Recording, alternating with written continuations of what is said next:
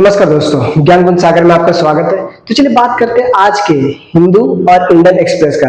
हिंदू का आर्टिकल मैंने थोड़े कम लिए हैं क्योंकि इंडियन एक्सप्रेस में कंपैरेटिवली ज्यादा अच्छे आर्टिकल्स हैं। ठीक है, तो चलिए देखते हैं कि आज क्या क्या इंपॉर्टेंस है आर्टिकल्स में। Okay, so let's start. Okay, तो फर्स्ट डिस्कस करेंगे India hold nerve to beat Pakistan. कल हम पाकिस्तान से मैच जीत चुके हैं एशिया कप। बस इसके बारे में कोई खास इंफॉर्मेशन नहीं, बस सेलिब्रेशन के लिए बता दिया। ठीक है, जीत चुके हैं। बेस आफ्टर स्टैम्पेड, स्टैम्पेड के बारे में बात करेंगे थोड़ा। ठीक है, जो अपना टीवी के तमिल वेत्री कजकम जो है, विजय का जो पार्टी है, ठीक है, एक्टर विजय, उसके बारे में थोड़ा डिस्कस करेंगे कि इसके स्टैम्पेड में 40 लोग मारे गए। ठीक है, स्टैम्पेड अपने इंडिया में भी लगातार इस साल बहुत ज्यादा स्टैम्पेड हुए हैं, इस साल बहुत ज्यादा स्टैम्पेड हुए, उसके बारे में बात करेंगे। एक नया ड्रैगन फ्लाई ढूंढा गया है। ठीक है, इसके बारे में ये डिस्कस करेंगे। Delhi permits loud speaker, loud speaker पे क्या क्या कुछ लॉज कानून है उसके ऊपर थोड़ा डिस्कस करेंगे। ठीक है, आज ज्यादातर जो आर्टिकल्स है ये इकोनॉमिक पे बेस है, ज्यादातर जो आर्टिकल्स है आज के दिन ये इकोनॉमिक बेस है। केतन परेख और सेबी के बारे में थोड़ा डिस्कस करेंगे। ठीक है, SEBI. Okay, paper leak, Dhami, ये आर्टिकल पेपर लीक का तो हम बार बार देख रहे हैं।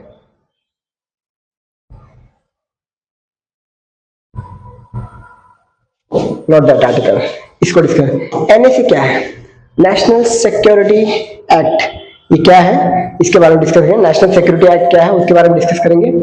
Behind sex ratio fall, violation of abortion law, low fertility rate. अपने इंडिया में लो फर्टिलिटी रेट कितना है? फर्टिलिटी रेट क्या होता है? यूपीएससी 2023 में या 24 में यूपीएससी 2024 में व्हाट इज फर्टिलिटी रेट ये पूछा गया था कि टोटल फर्टिलिटी रेट क्या है। ठीक है, क्या होता है, व्हाट स्टैम्पेड हैपन। ठीक है, इसके ऊपर डिस्कस करेंगे। Q2 sales to see a dip, देखिए Q1 में हमारा एक्सपोनेंशियल ग्रोथ हुआ था 7.8% का, अभी Q2 बोल रहे हैं कि थोड़ा सा डाउन होगा। क्यों होगा, कैसे होगा, थोड़ा इसके बारे में जानेंगे। ठीक है, नेक्स्ट एमिशन पूलिंग रिलीफ, थोड़ा इसके बारे में जानेंगे। ठीक है, क्या क्या कौन कौन से नए कार्स के ऊपर, एमिशंस रूल के ऊपर क्या क्या लॉ बनाया गया है। ठीक है, उसके ऊपर थोड़ा डिस्कस करेंगे। ठीक है, आरबीआई पॉलिसी रिव्यू स्टेटस को like but expert don't rule out surprise cut.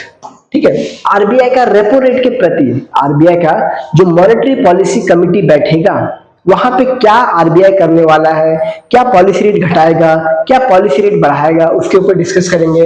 ठीक है, यूएन रीइंपोजेस आर्म्स एम्बार्गो, यहाँ पे हम लोग बात करेंगे जेसीपीओ के बारे में।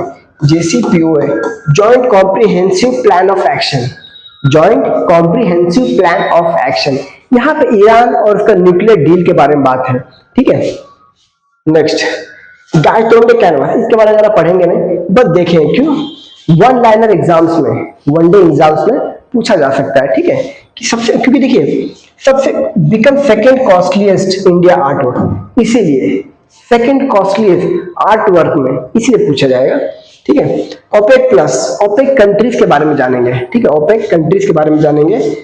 अभी अपना जो माइनर वोल्केनो है बैरन आइलैंड के बारे में थोड़ा जानेंगे, और टाइप्स ऑफ वोल्केनोस है उसके बारे में जानेंगे। ओके, तो आज आर्टिकल थोड़े ज्यादा है, तो आज समय कुर्सी की पेटी बांध लीजिए, शुरू करते हैं। फ्लाई, इसमें देखिए इसमें कुछ ये नहीं था, बस ये मैंने इसलिए लगाया क्योंकि इंडिया जीत चुका है, उसी के सेलिब्रेशन में मैंने लगाया है ये कि congrats to the Indian team. Starting में बात बहुत से ऑपोजिशन लीडर्स बोल रहे थे कि पहलगाम के अटैक के बाद क्यों लिया पाकिस्तान के साथ मैच।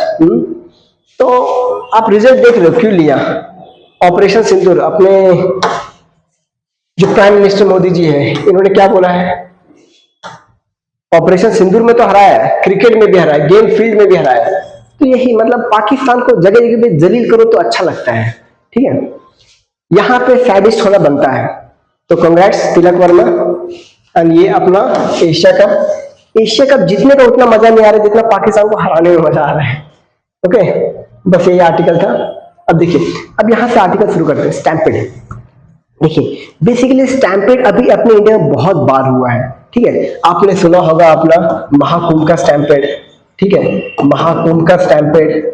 ओके, सेकंड आपने सुना होगा आरसीबी का स्टैम्पेड, आरसीबी। ठीक है। सेकंड, उसके बाद आपने सुना दिल्ली स्टैम्पेड, दिल्ली का स्टैम्पेड सुना होगा आपने।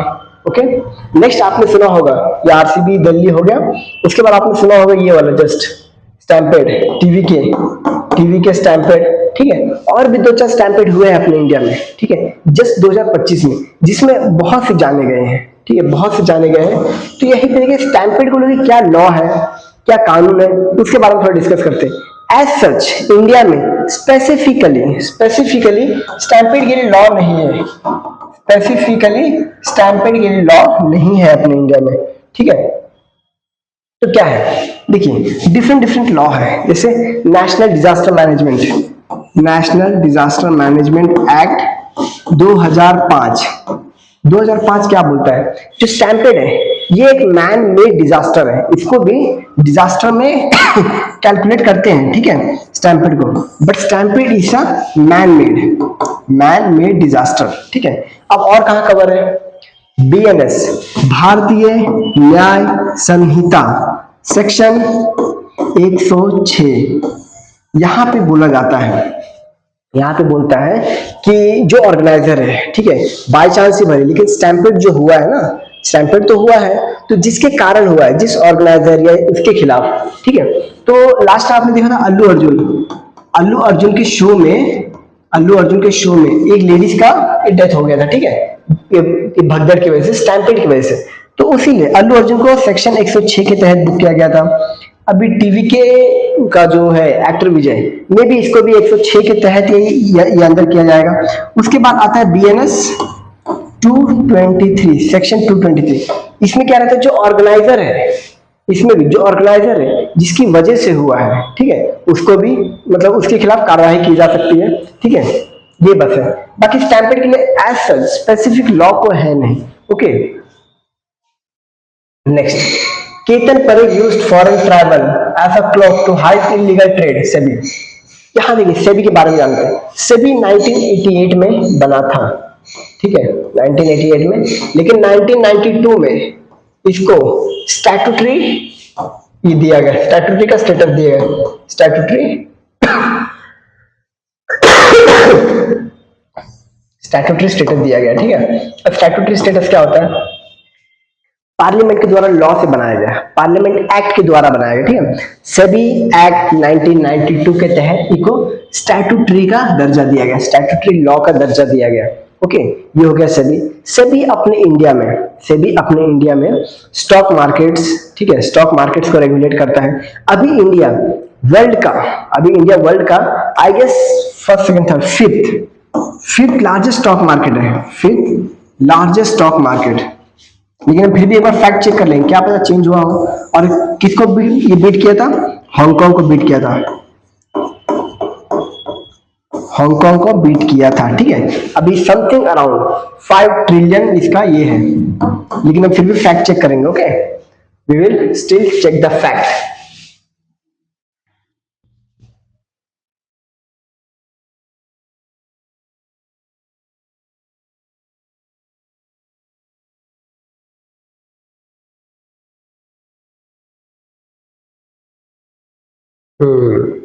इतना नहीं, एक मिनट, हांगकांग को तो हम पीछे कर चुके हैं ना।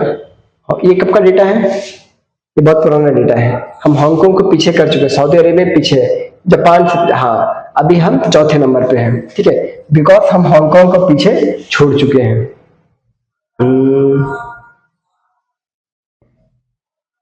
ये पुराना डेटा है, this is older data. Okay, 5 trillion. The total market of India stock market was approximately 447 lakh crore, 5.4 trillion as of September, मतलब परसों का डेटा है, ठीक है, ये परसों का डाटा है, सितंबर। NSE figure reflects combined value of all listed, तो लेटेस्ट का है, ठीक है। हमने हांगकांग को भी पीछे छोड़ दिया है। मार्केट कैपिटल इतना है as of India currently level, India stock market currently rank 5th largest globally, market capitalization 5th largest में है। ओके,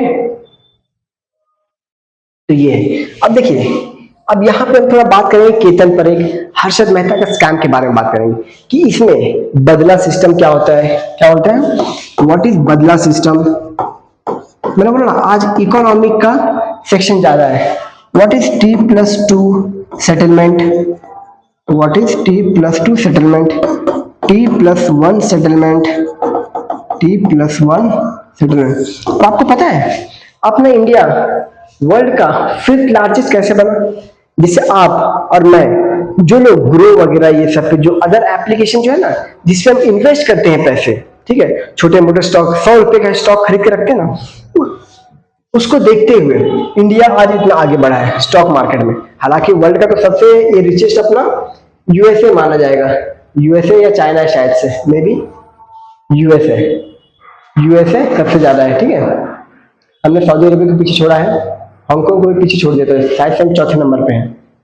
ओके, तो यहां जानेंगे बदला सिस्टम, T+1 T+2 सिस्टम के बारे में।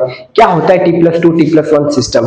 अब देखिए, पहले 1991 और 2001 तक, ठीक है, 2001 तक यहां चलता था बदला सिस्टम। बदला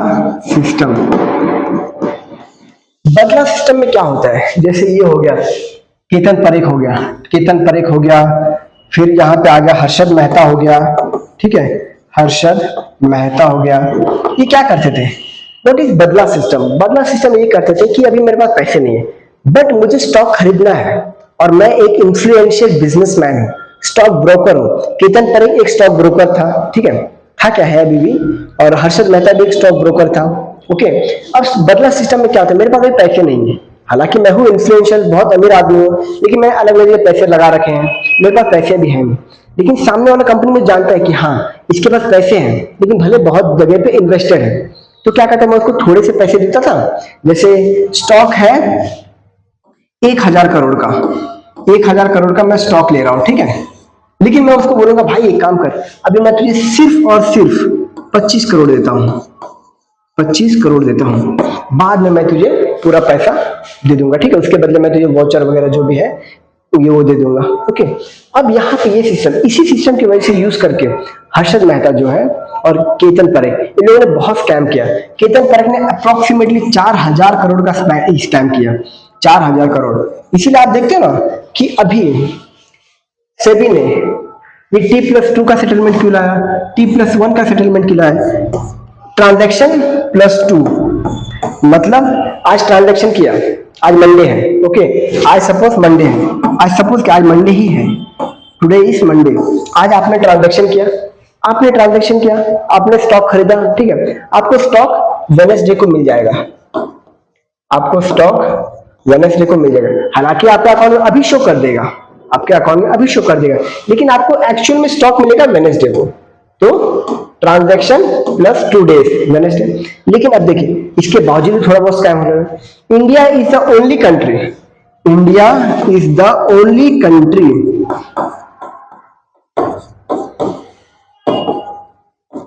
टू हैव T+1 सेटलमेंट।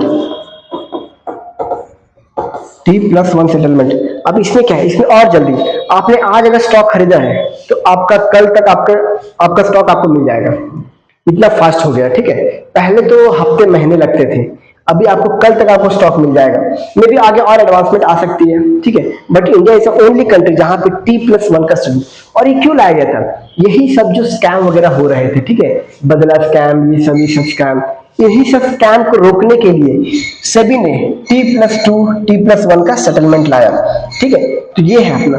अभी केतन परेख को, हालांकि ये क्या कर रहा है क्या नहीं कर रहा है उससे हमारा इंपॉर्टेंट नहीं है, यूपीएससी या अदर स्टेट पर्सपेक्टिव एग्जाम से जानना ये है कि बदला सिस्टम क्या है, ट्रांजैक्शन T+1 ये सेटलमेंट क्या है, T+2 सेटलमेंट क्या है, ये सब के बारे में जानना था, ठीक है।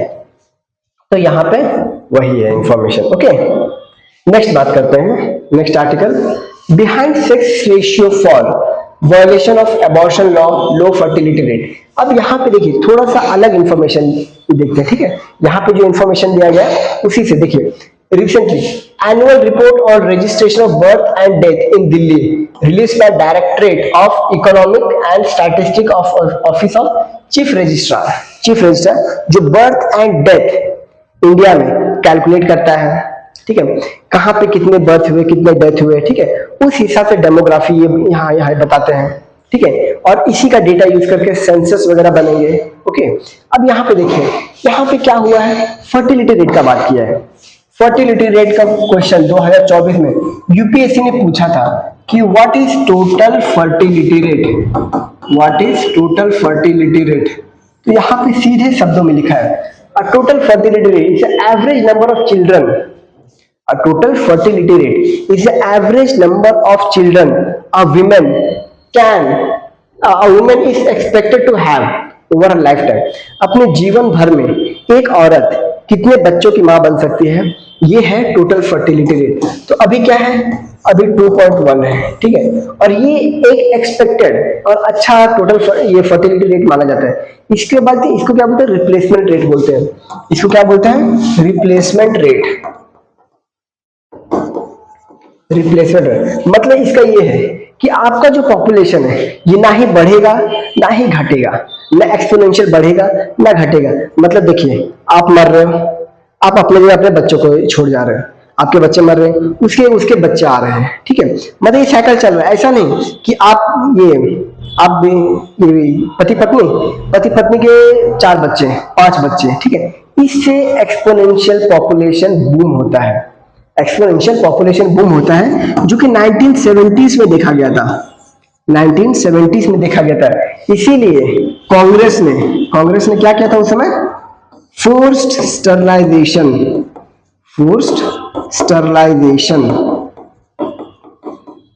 जबरदस्ती नसबंदी करा रहे थे सबको, ठीक है, ताकि इंडिया का आबादी ना बढ़े।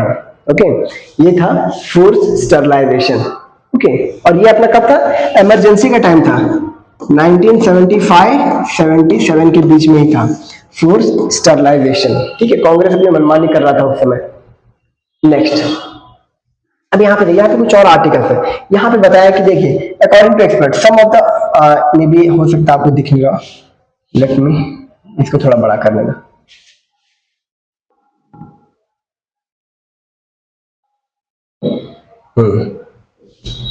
देखिए ratio above 1000 indicator more females than males while ratio below 1000 signifies deficit। मतलब अगर मेल ज्यादा है फीमेल से, ठीक है, बेसिकली मेल और फीमेल ज्यादा होते रहते हैं, ठीक है, 1000 मेल 957 फीमेल एक आइडियल रेट माना जाता है, ठीक है, एक ideal. In the capital sex ratio birth rose continuously for 8 years 2012 से 20 फ्रॉम 886 टू 933, 950, 970 एक आइडियल ये माना जाता है। After COVID 2020 the city has been persistent decline, total fertility rate persistent decline हो रहा है। अभी आपको एक और कॉन्सेप्ट बताता हूँ, मतलब ये तो आपका हो गया मेजोरिटी कि देखिए India total fertility fail below the replacement rate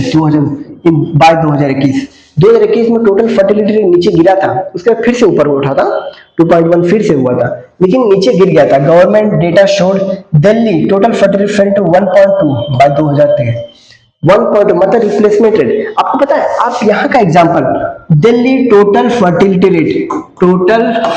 rate fell to 1.2 जबकि आइडियल 2.1 होता है, ठीक है। यहाँ पे प्रॉब्लम क्या होता है, यहाँ पे नेगेटिव ग्रोथ रेट का प्रॉब्लम हो जाता है। यहाँ पे क्या होता है, नेगेटिव ग्रोथ रेट मतलब आप कम बच्चे पैदा कर रहे हो, इसमें क्या होता है आगे समय आपका जो डेमोग्राफिक ट्रांजिशन है ये बिगड़ जाएगा। इससे क्या होगा, आने वाले समय में ओल्ड एज पॉपुलेशन ज्यादा बढ़ जाएंगे, ओल्ड एज पॉपुलेशन ज्यादा बढ़ जाएंगे। जो अभी सिनेरियो चल रहा है जापान में, ठीक है, जापान में नेगेटिव ग्रोथ रेट का कॉन्सेप्ट चल रहा है। वहां पे क्या है ना, आपको मेजोरिटी जो एवरेज एज है ना, आपको एवरेज एज 49 मिल जाएगा, 49 सोच रहे, मतलब एवरेज है। और इंडिया कितना है, इंडिया का आपको दिख जाएगा 27 से 28 के बीच में आपको मिल जाएगा एवरेज रेज। मतलब हमारे यहाँ पे यंग जनरेशन इसमें है, ठीक है, 27-28 के बीच में मेजोरिटी बोलते हैं ना, 65% का पॉपुलेशन इसके बीच में, और यहाँ पे 65% का आबादी 49 के, मतलब सोचिए, और जो 35 है, जो 35 बचे हुए हैं वो 90 प्लस के हैं। तो कैन डू यू एक्सपेक्ट कि ये बूढ़े लोग इकोनॉमी में ज्यादा ये कंट्रीब्यूशन दे पाएंगे? कंट्रीब्यूशन इन द सेंस वो पढ़ा सकते हैं, अपना एक्सपीरियंस दे सकते हैं, ठीक है। यूपीएससी में मेजरली ये क्वेश्चन पूछा जाता है कि how can the old age population contribute to the nation's economy, ठीक है। ये यूपीएससी में पूछा जा सकता है, how can old age population contribute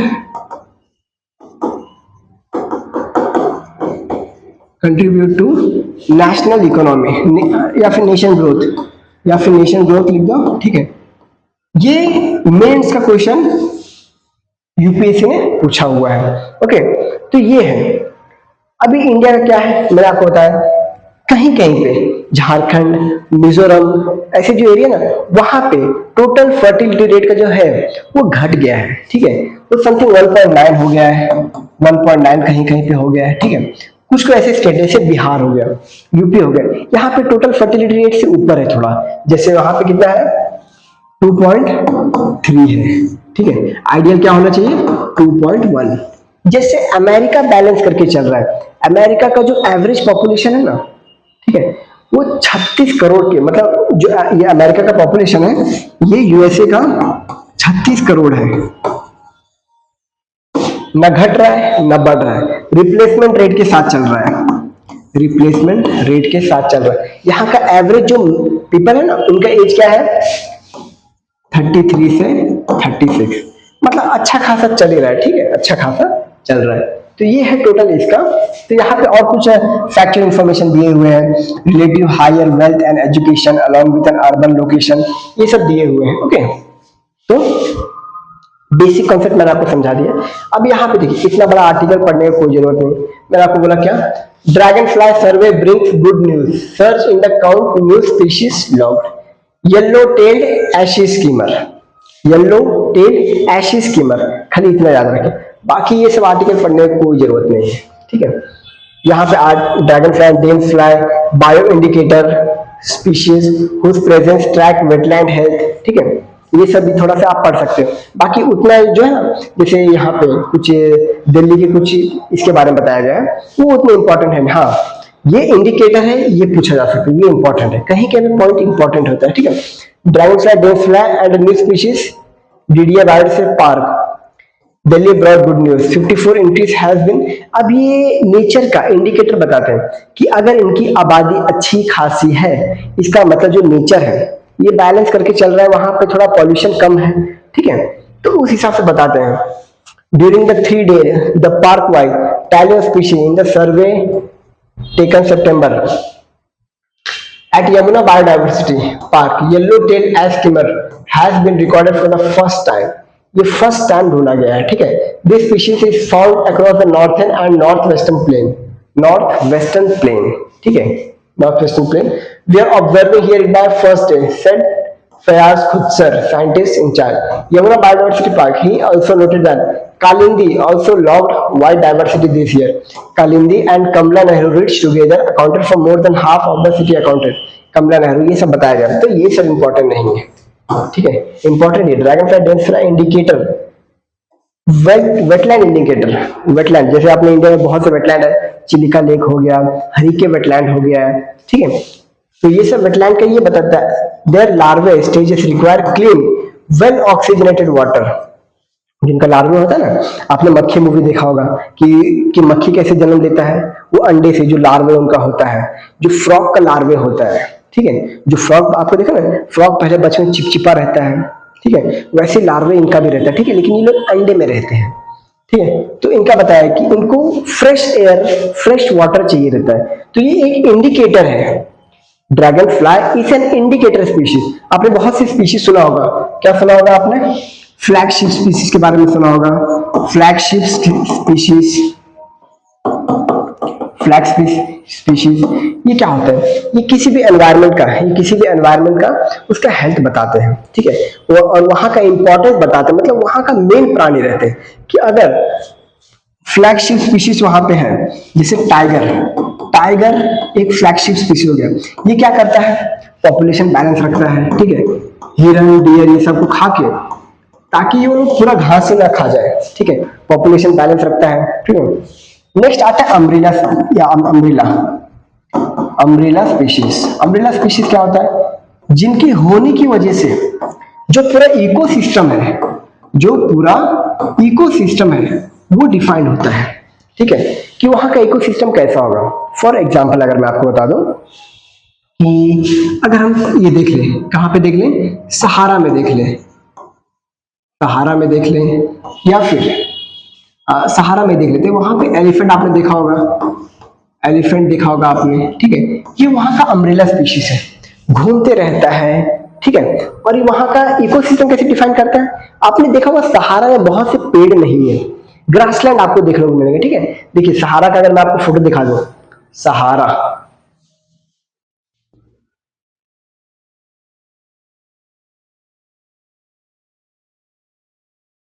ये देखिए मेजोरिटी ऑफ आपको, सहारा डेजर्ट नहीं बोला मैंने, सहारा ग्रासलैंड, ये देखिए ये है सहारा ग्रासलैंड। यहां पे आप ये देखिए ऐसे पूरा सहारा ग्रासलैंड, मेजोरिटी आपको है ये ऐसे दिख जाएंगे। ठीक है, यहाँ पे क्या होता है, जो कॉन्गो, जो हाथी वगैरह होते हैं ना, एलिफेंट, एलिफेंट का मैंने लिया, ये वहां पे पेड़ उगने देते नहीं है। अगर कोई पेड़ उग रहा है उसको तोड़ के खा जाते हैं। ठीक है, तो सहारा में मोस्टली। ठीक है, अब वहां पे जो वेजिटेशन एनिमल्स है वो बहुत ज्यादा पाए जाते हैं, वेजिटेरियन एनिमल्स, डियर हो गया, एलिफेंट हो गया, ये सब अम्ब्रेला स्पीशीज में आते हैं कि जो इकोसिस्टम को डिफाइन करते हैं। ठीक है, इकोसिस्टम में नेक्स्ट आता है अपना इंडिकेटर स्पीशीज। क्या आता है? Indicator species. अब इंडिकेटर स्पीशीज में बताओ क्या आता है? फ्रॉग आ गया, ये बताता है वातावरण कैसा है। अगर बारिश का मौसम आ गया, मतलब आप मेंढकों के टर टर से समझ जाओगे, मेंढक जो टर टर करेंगे ना, समझ जाओगे बारिश का मौसम आ रहा है। अगर कहीं पे पॉल्यूशन है तो आप वहां पे देखोगे कि वहां पे बहुत से ऐसे जो ये बर्ड्स है वो आपको वहां पे दिखेंगे नहीं, वो आपको वहां पे दिखेंगे नहीं। बर्ड्स हो गए, इंसेक्ट्स हो गए, वो आपको दिखेंगे क्योंकि वो पॉल्यूशन नहीं। देखिए फॉर एग्जाम्पल इंडिकेटर स्पीशीज में आप गैंजेटिक डॉल्फिन को ले सकते हैं, गैंजेटिक डॉल्फिन को ले सकते हैं। ठीक है, गैंजेटिक डॉल्फिन, अगर पानी गंदा है, अगर पानी गंदा है तो गैंजेटिक डॉल्फिन आपको दिखेंगे नहीं। गैंजेटिक डॉल्फिन आपको मोस्टली, गैंजेटिक डॉल्फिन आपको मोस्टली फ्रेश वाटर में ही पाए जाएंगे। ठीक है, गैंजेटिक डॉल्फिन आपको मोस्टली फ्रेश वाटर में ही पाएंगे। अगर पानी गंदा रहा तो गैंजेटिक डॉल्फिन आपको नहीं दिखेगा। यहाँ पे देखिए मे भी लिख सकता है कि इट्स यहाँ पे लिखा हुआ नहीं है, लॉन्ग स्नोट एक्वाटिक एनिमल, ये है अपना गैंजेटिक डॉल्फिन। ठीक है, अब गैंजेटिक डॉल्फिन अगर आपको देखना है तो आपको कहाँ कहाँ पे जाना पड़ेगा? आपको जो गंगा रिवर का जो है ना वहां पे मेजोरिटी, इंडिया में लगभग 6000 के आसपास यहाँ पे हाँ यहाँ पे डेटा ने दिया हुआ ना, बट लगभग समथिंग अराउंड 6000 के आसपास गैंजेटिक डॉल्फिन आपको देखने को मिल जाएगा।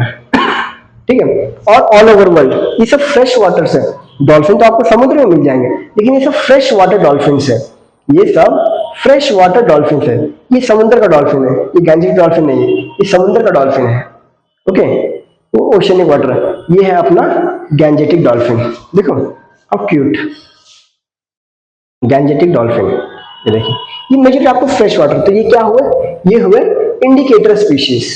ओके, तो ये यहाँ पे है क्या? येलो टेल एश स्कीमर, आप इसके बारे में याद रखो। ठीक है, yellow tail ash skimmer. Next article slice the repo rate. यहाँ पे आपको मैं शॉर्ट स्क्रिप्ट बताता हूँ। जो अपना यूएस फेडरल बैंक है, यूएस फेडरल बैंक ये प्लान कर रहा है कि जो रेपो रेट है उसको 50 बेसिस पॉइंट से कम करने के लिए। ठीक है,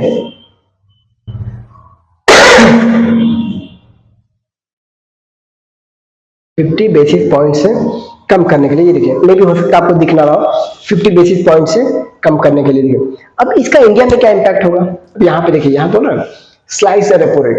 ठीक है, पहले आप समझिए रेपो रेट क्या होता है, रेपो रेट और रिवर्स रेपो रेट क्या होता है। देखिए रेपो रेट का कॉन्सेप्ट क्या होता है? ये है आरबीआई, ये है आरबीआई, ये है SBI, state bank of India. ठीक है, अब क्या करना है? एसबीआई को आरबीआई से पैसा चाहिए, लोन चाहिए। ठीक है, लोन देता है। अब कितने में देता है, ठीक है, उसमें रेपो रेट डिसाइड होता है कि मैं तुम्हें लोन दूंगा, कितने में दूंगा, रेपो रेट। अब आरबीआई लोन देता है, ठीक है, और इसमें क्या रहता है, रेपो रेट में आपको कोलैटरल देना पड़ेगा, ठीक है, वही अपना कुछ ये मॉर्गेज रखना पड़ेगा, कुछ बोलते हैं ना, कुछ स्टॉक मार्केट हो गया, कुछ शेयर्स हो गया, वो उसको बदले में देना पड़ता है। अब देखिए, अगर आरबीआई 5.5 रेट ऑफ इंटरेस्ट में अगर एसबीआई को लोन देगा, ठीक है, तो ये थोड़ा सा सस्ता होगा। अभी एसबीआई क्या करेगा, दूसरे बैंक हो गया या इंडस्ट्री हो गया, बैंक हो गया या इंडस्ट्री हो गया, ठीक है, इंडस्ट्री हो गया या छोटे बैंक हो गए या कोई सिंगल पर्सन हो गया, उसको कितने में लोन देगा, ये 5.5 है, यहाँ पे वो 6 में दे सकता है, 6.2 में दे सकता है, ठीक है, 6.3 में दे सकता है, 5.7 में दे सकता है, ठीक है, इसमें 5.5 में लिया। तो रेपो मीन्स तो 5.5। अब यहाँ पे देखिए, ये मेजरली क्या होता है ना, रेपो रेट क्या होता है कि मैं आरबीआई से पैसे ले रहा हूँ, वही पैसे में जाके बैंक मतलब किसी को लोन दे रहा हूँ और जो बच रहा है मैं वो कमा रहा हूँ। अब यहाँ पे रिवर्स रेपो भी आता है, रिवर्स मतलब जहां पे एसबीआई आरबीआई को पैसे देता है। फॉर एग्जांपल, अगर एसबीआई देख रहा है, अरे यार मेरे पास तो बहुत से पैसे हैं लेकिन कोई लोन लेना नहीं चाह रहा है, ना बैंक लोन लेना चाह रहा है, ना ये लेना चाह रहा है, तो मैं पैसे को करूँ तो करूँ क्या, ना बैंक लोन लेना चाहता है, ना इंडस्ट्री लोन ले रहा है, ना सिंगल आदमी को लोन ले रहा है, तो मैं क्या करूँ, इस सब तो मैं नुकसान में चला जाऊंगा। तो एसबीआई क्या करता है, वो कुछ तो समथिंग अराउंड जो ये अपना रेपो रेट रहता है इसी का 0.25 बेसिस कम रहता है अपना रिवर्स रेपो, ठीक है, उतने में एसबीआई मतलब हालांकि ये ऐसा माना गया है कि 0.25% कम रहेगा, लेकिन अभी वैसा है नहीं, ठीक है। तो एसबीआई अपना पैसा दे देगा आरबीआई को, एक काम करो आप पैसे रखो और मुझे इतने का इंटरेस्ट देते रहना, ठीक है, यहाँ पे 5.5 है ना, तो 5.25% का मुझे इंटरेस्ट देते रहना। हालांकि ये इतना नहीं है, ये अभी 3.75 होगा या फिर 4.25 होगा, चेक कर लेते ना कितना है रिवर्स रेपो रेट, अभी कितना है रिवर्स रेपो रेट, बट ऐसा माना जाता है, ऐसा ठीक है कि 0.25% ही कम रहेगा रिवर्स रेपो रेट।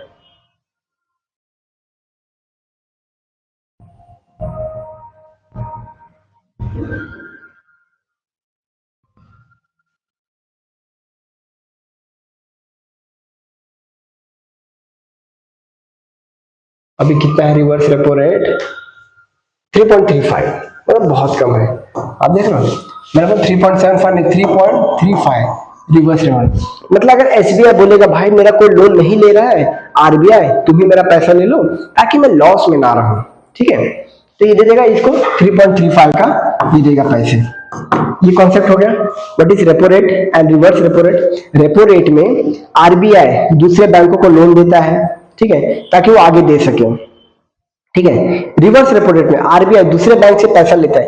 यहाँ पे आपको अलग अलग कॉन्सेप्ट समझ सकते हो कि आरबीआई रेपो रेट बढ़ाता भी है, कम करता है। यहाँ पे आपको हॉकिश और डोविश का सिस्टम समझ आएगा, ठीक है।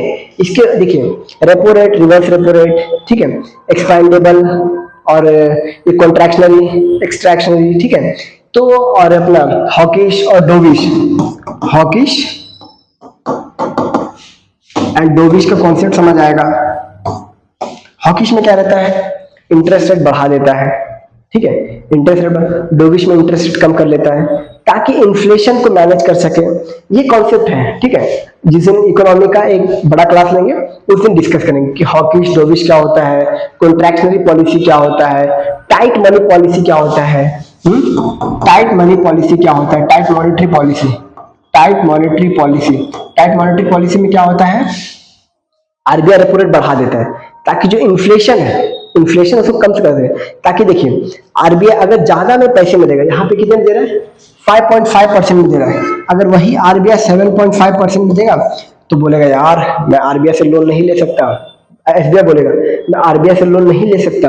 अगर मैं आरबीआई से लोन 7.5% में लूंगा, ना बैंक लोन लेगा, ना इंडस्ट्री लेगा, ना कोई हमसे लोन लेगा ही नहीं। क्यों? अगर मैं 7.5% तो मैं कम से कम 8 में तो बेचूंगा। पहले मैं कितना 6 में दे रहा था, अभी 8 में, तो महंगा हो जाएगा ना, तो कौन लेगा?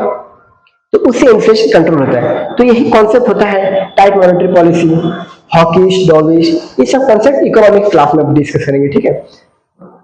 अब यहाँ पे डिस्कस हो रहा है, देखिए कृषि जो है ये डेटा पब्लिश कर रहा है। यहाँ पे वो यूएसए, इंडिया, अलग अलग जो रीजन है, जो कंट्रीज है, उनका ग्रोथ रेट बता रहा है। तो यहाँ पे ये बता रहा है US Federal Reserve recent move to slide 20 basis point. ये बीपीएस मतलब बेसिस पॉइंट होता है, ठीक है, बेसिस पॉइंट्स। अभी आरबीआई का क्या है? 5.5 है। क्या है? रेपो रेट, रेपो रेट, ठीक है। अब यहाँ पे ग्रोथ रेट के बारे में बात किया है कि जो यूएस है, एस&पी ग्लोबल में यूएस को 2.8% का एनुअली ग्रोथ रेट बताया है, ठीक है। हालांकि यूएसए एक स्टेबल इकोनॉमी, मतलब 2.8% भी यूएसए का अच्छा खासा ग्रोथ है। क्यों? क्योंकि वहां पे इन्फ्लेशन कम है। आप अगर 2.8% ग्रोथ दे रहे हो किसी का, और इन्फ्लेशन ठीक ठाक है, अच्छा खासा, मतलब ज्यादा इन्फ्लेशन नहीं, तो उसको 2.8 रुपए का पूरा फायदा हुआ। ओके। अभी फॉर एग्जाम्पल इंडिया में, अभी इंडिया में उतना हाइपर इन्फ्लेशन नहीं है, लेकिन किसी कंट्री में अगर बहुत ज्यादा इन्फ्लेशन है, आप उसको 10% का हाई ग्रोथ रेट है ना, जैसे यहाँ पे कितना है इसका 2.8%, मतलब ठीक है। लेकिन अगर किसी कंट्री का, जैसे जिम्बाब्वे का, जिम्बाब्वे या श्रीलंका का अगर 10% भी है ना ग्रोथ रेट, तो भी इसका जो कोई इसका शेयर खरीदना नहीं चाहेगा। कारण, अगर इसका शेयर खरीद लिया, इसका इन्फ्लेशन चला जाएगा ज्यादा, इसका इन्फ्लेशन 9 रुपया है, ठीक है, ग्रोथ 10 है, तो कितना फायदा, कितना हुआ? 1 रुपए का फायदा हुआ। यूएसए का 2.8 का ग्रोथ रेट है, ठीक है, इन्फ्लेशन 0 है, तो फायदा कितने का हुआ? 2.8 रुपीज का। क्या अच्छा है? 1 अच्छा है या फिर 2.8 अच्छा है? ये कॉन्सेप्ट, ये सारे कॉन्सेप्ट होता है इकोनॉमी में, ठीक है। अकॉर्डिंग टू एस&पी ग्लोबल ग्रोइंग, यहाँ पे चाइनीज इकोनॉमी को बताया गया कि 4.6% के ग्रोथ रेट से बढ़ रहा है। चाइनीज इकोनॉमी 4.6% भी अच्छा है चाइनीज का। इंडिया का 7.8 है, ठीक है, fastest, one of the fastest in the world India, ठीक है। इंडिया क्या है? India 7.8%, 7.8% fastest in the world in Q1। अभी देखते हैं Q2 का क्या आता है। ओके, तो ये यहाँ पे बताया गया है कि फिर यहाँ पे अलग अलग डेटा दिया गया है कि ये अपना एमएसएमई कैसा परफॉर्म कर रहा है। ये अगर आप पढ़ोगे तो आपको समझ में आ जाएगा। मैंने जो कॉन्सेप्ट था वो मैंने आपको कॉन्सेप्ट समझा दिया है। ओके, नेक्स्ट, इसके बाद में कोई ये डिस्कस नहीं करना है, खाली इतना याद रखना है, Gaitonde canvas auction 67 crore become second costliest Indian art work. One liner exam में पूछा जा सकता है। ओके भाई, इसके लिए इतना याद रखिए, ये 1970s में बना था, 1970 में कैनवा बना था इसका पेंटिंग। ओके, नेक्स्ट बात करते हैं, US reinforces arm embargo other sanctions on Iran over program. अब देखिए, आप एक कंसेप्ट समझिए, JCPOA, joint comprehensive plan of action. क्या है ये? जॉइंट कॉम्प्रिहेंसिव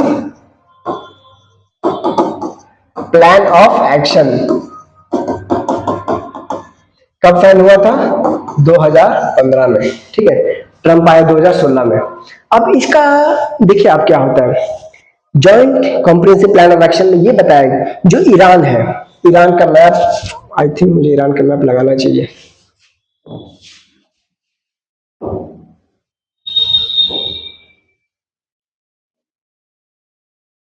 जो ईरान है, ठीक है, ईरान को all over country, basically not all over country, आपने P5+ सुना होगा, P5+ जर्मनी, ठीक है।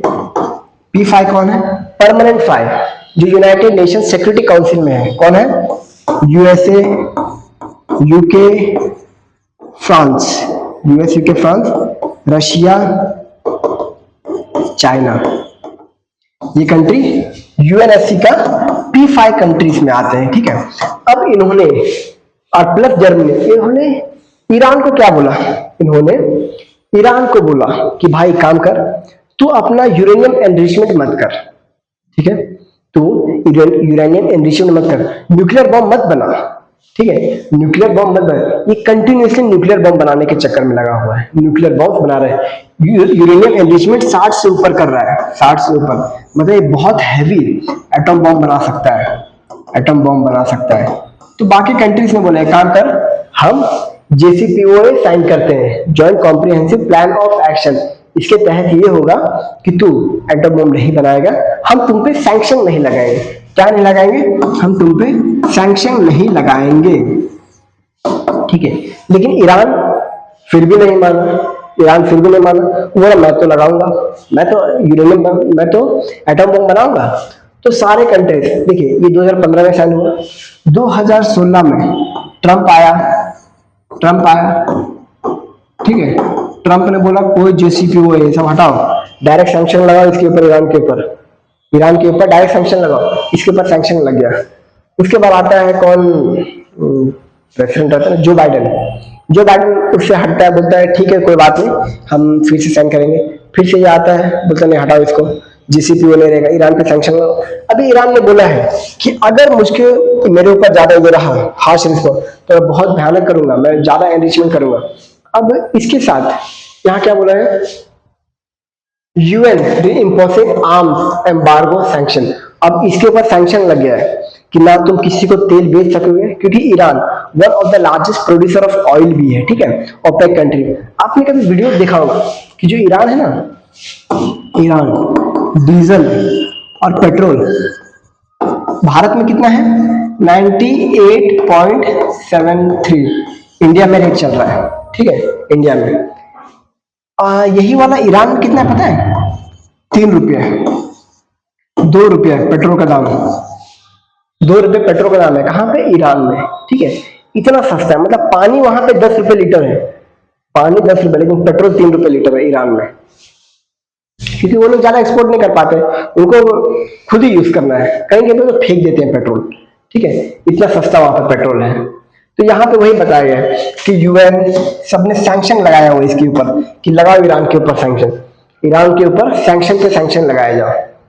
ओके, नेक्स्ट बात करते हैं, what is NSA, National Security Act, under which Sonam Wangchuk was detain. देखिए 26 सितंबर, आज कितना है, 29 सितंबर, 3 दिन पहले सोनम वांगचुक जो कि लद्दाख के रेसिडेंट है, उनको अरेस्ट किया गया। क्यों? क्योंकि उन्होंने, ऐसा बोला जा रहा है कि उन्होंने वायलेंट प्रोटेस्ट कर दिया है। कहां पे? लद्दाख वाले रीजन में, लद्दाख में वायलेंट प्रोटेस्ट शुरू कर दिया है, ठीक है, जिसमें 4 लोग की जान चली गई, 4 लोग डेड हो गए, 70 से ज्यादा इंजर्ड हो गए, ठीक है। इन्होंने बहुत जगह पे इंफ्रास्ट्रक्चर डैमेज कर दिया है। तो ऐसा माना जा रहा है कि इन्होंने पूरा का पूरा जो है इन्होंने लेके आए, और इनका पाकिस्तान के साथ भी कनेक्शन है, ताकि वो इंडिया में जेनजी रिवॉल्यूशन ला रहे हैं, ठीक है। तो इसलिए इनको अरेस्ट किया गया है, किसके तहत? नेशनल सिक्योरिटी एक्ट के तहत। एक होता है नेशनल सिक्योरिटी एक्ट, ठीक है, नेशनल सिक्योरिटी एक्ट, एक होता है अपना UAPA, unlawful activity prevention act. यहाँ पे जो अपना उमर खालिद है ना, उसको UAPA के अंदर, जो कि मतलब टेररिस्ट ऑर्गेनाइजेशन से बिलोंग करते हैं, ये देश में अनरेस्ट कर रहे हैं, उनके लिए है UAPA। NSA में मोस्टली प्रिवेंटिव डिटेंशन होता है। क्या होता है? Preventive detention. यहाँ पे क्या होता है, आपका कोई क्राइम करने से पहले आपको डिटेन कर लिया, मतलब बंदी बना लिया जाता है, ताकि आप भविष्य में कोई खतरा साबित ना कर सको, कोई खतरनाक काम ना कर सको, ठीक है।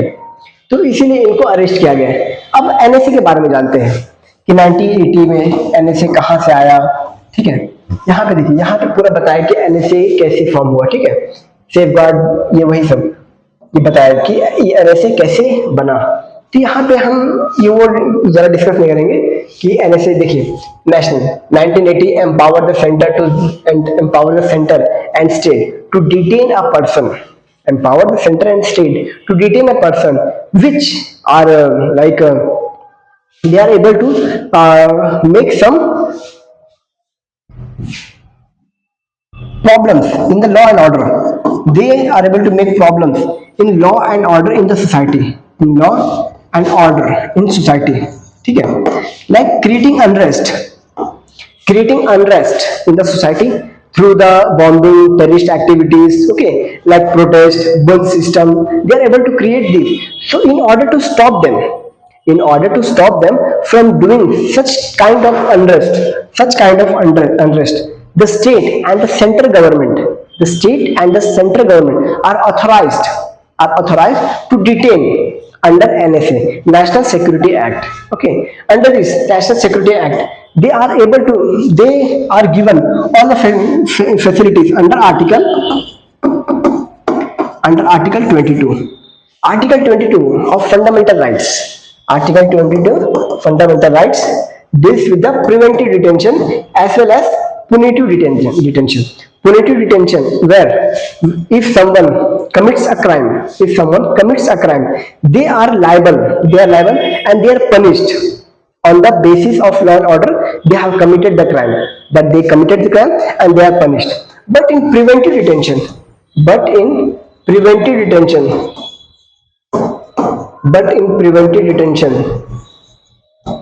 the government as well as the people authorities, they think that that person will make some challenge to the law and order, they will create some problems. That's why they are detained before they commit any crime.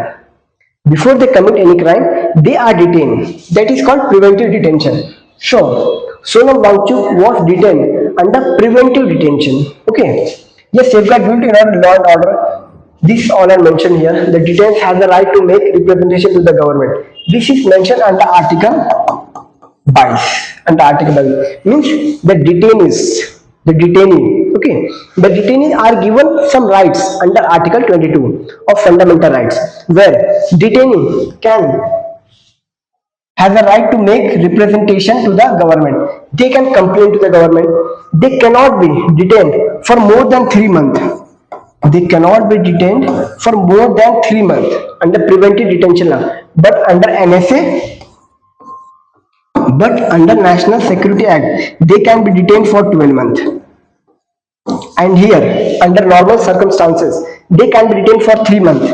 And if possible, the advisory board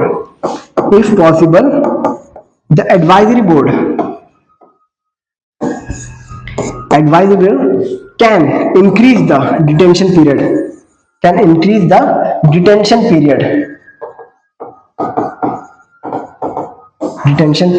Here, under NSA, National Security Act, the police commissioner and the district magistrate and the police commissioner are authorized to detain a person. Okay, these are mentioned under National Security Act. Okay, so what legal option does Sonam Wangchuk have now? Challenge the detention. Okay, Sonam Wangchuk ji के पास option है कि वो detention को challenge करें, complain करें. ठीक है. Next, wait for advisory board review. मैंने बोला एडवाइजरी बोर्ड क्या अभी इनके बारे में निर्णय देगी, उसके बारे में ये होगा. वो बोलेंगे कि हाँ बढ़ाओ तो बढ़ाएंगे, एडवाइजरी बोर्ड बोलेंगे कम करो तो कम करेंगे. अभी इनके ऊपर सीबीआई का जांच चल रहा है. ओके, सीबीआई की seek revocation if the government decline detention unnecessary. इनका गवर्नमेंट कम भी कर सकती है डिटेंशन अगर कुछ सीबीआई या सीआईडी की वगैरह कुछ नहीं मिला, क्योंकि सीबीआई इनका जांच कर रही है. ठीक है. Next, Delhi permits loud speaker till midnight festival season. What rule states? अभी दिल्ली में पहले कितना था, जो केजरीवाल का सरकार तो 10 बजे तक, उसके बाद जितने भी डीजे उजे हैं सब कुछ बंद करना पड़ेगा. ओके, फेस्टिवल सेलिब्रेशन में 10 बजे के बाद डीजे वगैरह नहीं बजना है. अब यहीं पे noise pollution regulation rules frames under the environment protection act 1986. Environment protection act 1986 के तहत okay, primary regulation governing noise pollution rule 5 state the loud speaker और a public order system cannot use without obtaining written permission from a designatory authority. ये बोलते हैं कि जो noise pollution है यहाँ पे rule 5 of noise pollution act 2000, noise pollution act 2000, इसके तहत एक जो डिजिग्नेटेड अथॉरिटी रहता है, जो अगर हायर ऑफिसर रहते हैं ना पोल्यूशन सीपीसीबी का जो ऑफिसर रहते हैं, उनसे रिटर्न अथॉरिटी लेके आप ये मतलब जो भी बैंड बाजा या फिर डीजे वगैरह आप बजा सकते हो। अब यहाँ पे कुछ फंडामेंटल राइट्स के बारे में डिस्कस किए गए। कोर्ट रूलिंग्स क्या आया है? Over past decade constitution have consistently prioritise the right to peaceful environment. Right to peaceful environment के बारे में बात की कोर्ट ने, सुप्रीम कोर्ट ने बोला over the use sound amplification religious purpose कि देखिए अब इसी के चक्कर में देखिए आप कहीं पे देख रहे हो शाम को 5 बजे बाद दिल्ली में बहुत जगह पे अजान पढ़ते हैं, ठीक है, अजान पढ़ते हैं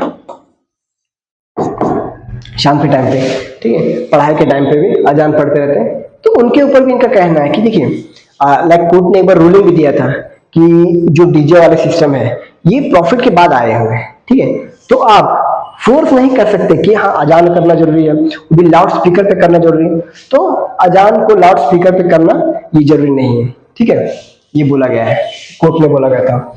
to judgment of Supreme Court held that no religion prescribed that the prayer should be performed by disturbing the peace of other। तो ठीक है, यहाँ बोलते हैं कि अजान वगैरह जो है ये आपको इसका पीसफुल ये करके आप ये नहीं प्रमोट कर सकते, दिन में 5-5 बार बजता है। Okay, it was judgment in 2005 that the apex court let the bedrock of modern noise pollution. जो यहाँ पे बोला गया कि देखिए 2005 की जजमेंट बताया गया था कि नॉइज पोल्यूशन को कंट्रोल करने का ये बताया गया था। और यहाँ पे आर्टिकल 25 के बारे में बताया गया है, आर्टिकल 25 के बारे में बताया गया है फंडामेंटल राइट्स के बारे में कि ये उनका एक्सप्रेस करने का रिलीजियस पर्पस के लिए एक लॉ बना हुआ है, एक मतलब एक एक्सप्रेस करने का तरीका है, ये भी बताया गया था। तो अभी दिल्ली में क्या हो रहा है, 12 बजे तक बज सकता है लाउड स्पीकर। ओके, वोल्केनोस के बारे में पढ़ लेते हैं क्योंकि रिसेंटली बैरन आइलैंड जो है, बैरन आइलैंड अपने इंडिया में 2 वोल्केनोस है, एक नारकोंडम और एक बैरन आइलैंड। तो ये है बैरन आइलैंड, ये है बैरन आइलैंड जो भी रिसेंटली इरप्ट हुआ है, ठीक है, हाई लेवल पे इरप्ट नहीं हुआ है, छोटे लेवल पे इरप्ट हुआ है। तो ये है टाइप्स ऑफ वोल्केनो, ये है शील्ड वोल्केनो कैसा होता है, जैसे ये वोल्केनो हुआ, ठीक है, ये वोल्केनो हुआ, यहाँ पे ऐसे फैलता जाएगा, ठीक है, फैलता जाएगा और ये खुद ये ऐसा बनता जाएगा, मतलब एक रहने वाला ऐसा बन सकता है शील्ड वोल्केनो। तो दुनिया का सबसे बड़ा शील्ड वोल्केनो, ठीक है, कहाँ पे है, मोना लोआ, ठीक है, ये कहाँ पे है, हवाई में है। ओके, मोना लोआ। नेक्स्ट ये कौन सा है, कॉम्पोजिट वोल्केनो जो मतलब इसमें बताओ ये ब्लास्ट बहुत तेज होता है, कंपोजिट वोल्केनो ब्लास्ट बहुत तेज होता है क्योंकि इसमें एसिडिक कंटेंट ज्यादा रहता है, इसमें एसिडिक कंटेंट बहुत ज्यादा रहता है, एसिडिक कंटेंट किसमें, कंपोजिट वोल्केनो। ये आपको ये देखिए ये है मायोन फिलीपींस। अभी आपको कंपोजिट में आपको स्ट्रोम्बोली भी आ जाता है, स्ट्रोम्बोली कहाँ पे है, एटना, स्ट्रोम्बोली एटना कहाँ पे है, इटली में ये वोल्केनो है, ठीक है, स्ट्रोम्बोली हो गया, ये है, और ये फिलीपींस का है, फिलीपींस का मायो वोल्केनो ये वाला, ये है मोना लोआ। शोवर सिम जापानी, ये कौन सा है, लावा डोम्स। आपने एक और पढ़ा रहेगा फिशर वोल्केनो में क्या होता है ना, जो लावा होता है ना वो स्प्रेड हो जाता है। अभी जो अपना डेक्कन ये रीजन है, डेक्कन रीजन, ठीक है, अपने महाराष्ट्र में डेक्कन रीजन है,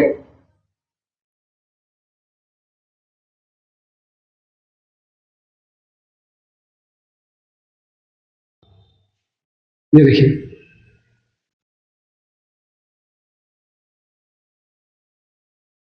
एक्टिव लावा, ये एक्टिव लावा फ्लड डसाल्ट भी इसको बोला जाता है। ये देखिए ऐसा लावा पूरा पसर जाता है, ठीक है, ऐसा लावा पूरा पसर जाता है और वहां पे बाद में बहुत से ये अपना जो हुआ था जुरासिक टाइम पे हुआ था, जिस समय डायनासोर वगैरह थे, ठीक है, उस समय हुआ था। कहाँ पे हुआ था, अपना जो महाराष्ट्र का डेक्कन वाला रीजन ना वहां पे हुआ था। ओके, ये है सिंडर कोन वोल्केनो। यहाँ पे क्या होता है ना, जो वोल्केनो होता है बहुत से अगर ये पर जमे हो जाते हैं, ठीक है, वो जब एक बार ब्लास्ट होता है तो वो जो पर ढस जाता है नीचे, सिंडर कोन वोल्केनो, ठीक है, ये कोन के शेप में रहता है, कोन के शेप में रहता है ना, ऐसा कोन के शेप में रहता है सिंडर कोन। ये कौन, सनसेट क्रेटर एरिज़ोना, कहाँ पे, यूएसए में। ये है टाइप्स ऑफ वोल्केनो। ओके, एक होता है एक्टिव वोल्केनो होता है, एक डोरमेंट वोल्केनो होता है। एक्टिव, डोरमेंट और एक्सटिंक्ट वोल्केनो होता है। एक्टिव वोल्केनो कौन कौन सा होता है? जो मेजरली ये होते हैं, जैसे स्ट्रोम्बोली हो गया, ठीक है, स्ट्रोम्बोली हो गया, ये सब एक्टिव वोल्केनोस है, ठीक है, ये सब एक्टिव वोल्केनोस है। अभी अपना इनारकोंडम हो गया, ये सब एक्सटिंक्ट वोल्केनो, ये सब मतलब भविष्य में भी कभी इरप्ट नहीं होंगे, ठीक है। Q2 sales to see a dip, but a company's project strong demand going ahead। अब देखिए Q1 में हमारा जो जीडीपी ग्रोथ था कितना था? 7.8%। लेकिन जस्ट ये हुआ, ओके, ये कब था अपना? अप्रैल, मई, जून, ठीक है। अब क्या आएगा? जुलाई, अगस्त, सितंबर, ठीक है। अब ये Q2 आएगा, यहाँ पे अगस्त में ही, अगस्त सितंबर में ही ट्रम्प का टैरिफ आ गया 50% का। तो यहाँ बोला जा रहा है कि Q2 का जो ग्रोथ रेट है ये कम हो जाएगा। जो 7.8% Q1 में आया ना, ये Q2 में कम हो जाएगा, ठीक है।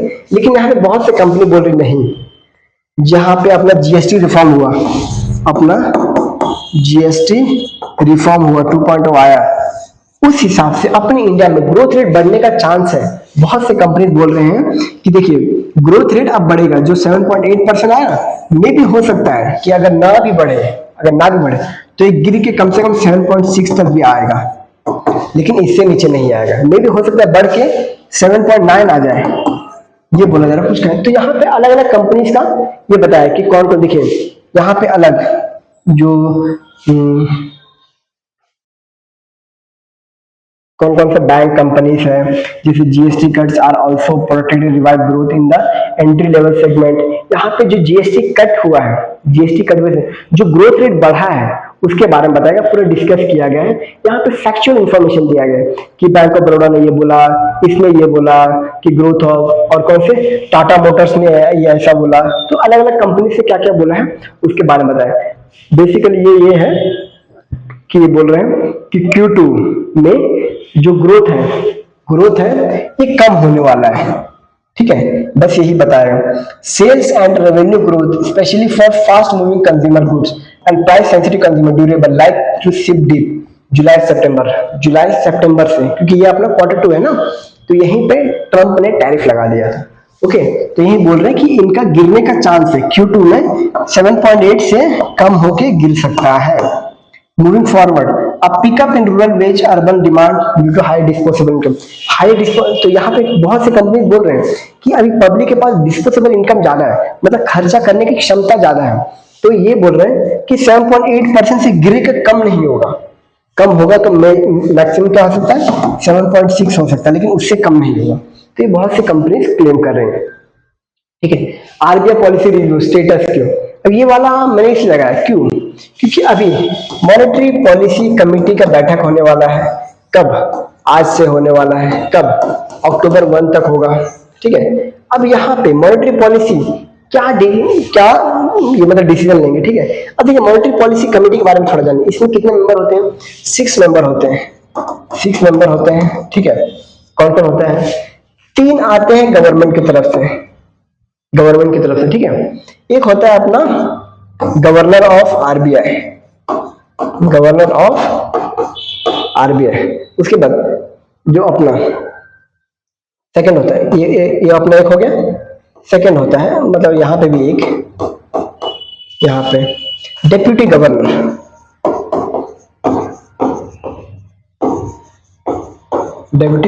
Of RBI. सेकंड एक और आता है, अभी आरबीआई क्योंकि ऑफिशियल सेक्रेटरी वगैरह हो गया, तो टोटल 6 लोग होते हैं, ठीक है। 6 लोग होते हैं और यहाँ पे डिसाइड करते हैं कि रेपो रेट क्या होगा। ये हर 2 महीने में बैठता है, एवरी 2 मंथ, ठीक है। लास्ट टाइम जब बैठा था तब इसने रेपो रेट 5.5 रख दिया, ओके। अब देखते हैं 5.5 से कम होके कितना होता है, या बढ़ता है, या इतना रहता है, वो उसी में। अब यहाँ पे अलग अलग bank, state bank of India हो गया, बैंक ऑफ बड़ौदा हो गया, इन लोगों ने अलग अलग दिए हैं कि क्या बढ़ाना चाहिए, कि क्या कम करना चाहिए, ठीक है। इसके ऊपर अलग अलग तर्क दिए हुए हैं। Emission polling relay for small call. देखिए इसके ऊपर एक डिटेल डिस्कशन चाहिए, इसके ऊपर एक डिटेल डिस्कशन चाहिए कि अपने इंडिया में जो कैफे खुला है इसके ऊपर, क्योंकि वीडियो का टाइमिंग बहुत ज्यादा हो गया तो इसके ऊपर डिटेल डिस्कशन चाहिए, तो इसको मैं अलग से इसके ऊपर एक आर्टिकल डिस्कस करूंगा। Okay next, OPEC plans another oil output hike in November. ठीक है, नवंबर में ओपेक ने बोला है कि हम ज्यादा ऑयल प्रोड्यूस करने वाले हैं, कारण अभी ऑयल देखिए और कितना 2.5 मिलियन बैरल पर डे हम ज्यादा प्रोड्यूस करेंगे। अब ये खाली बोल रहे हैं कि हम ज्यादा प्रोड्यूस करेंगे, तो अभी ओपेक के बारे में जानते हैं। ठीक है, ऑयल प्रोड्यूसिंग कंट्रीज ओपेक। देखिए ओपेक बना था 1960s में, 1960s में ओपेक बना था। ठीक है, 1970s में आपने ऑयल एम्बार्गो के बारे में सुना होगा। अब ओपेक बना, इसका कैपिटल कहाँ है?